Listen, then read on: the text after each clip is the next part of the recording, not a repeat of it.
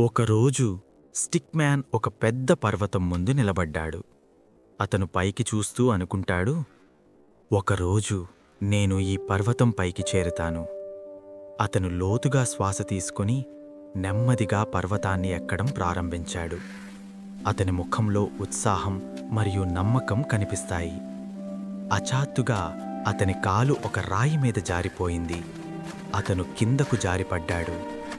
అతను ఆశ్చర్యంగా మరియు నిరాశగా నేలపై కూర్చున్నాడు. కొద్దిసేపటి తర్వాత స్టిక్ మ్యాన్ మళ్లీ లేచాడు. చేతుల మీద ఉన్న దుమ్ము తుడిచాడు. మళ్లీ పర్వతం వైపు చూస్తూ దృఢంగా ఎక్కడం ప్రారంభించాడు.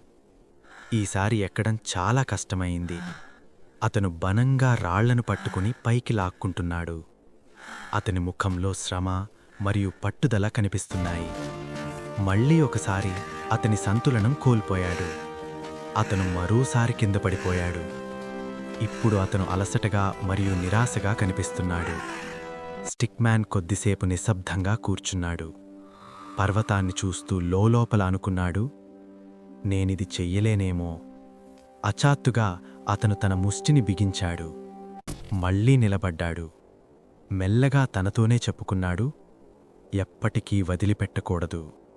ఈసారి అతను మరింత జాగ్రత్తగా ఎక్కడం ప్రారంభించాడు. ఒక్కో అడుగు వేస్తూ పర్వతం పై భాగానికి దగ్గరవుతున్నాడు. పైన గాలి బలంగా వీచుతోంది.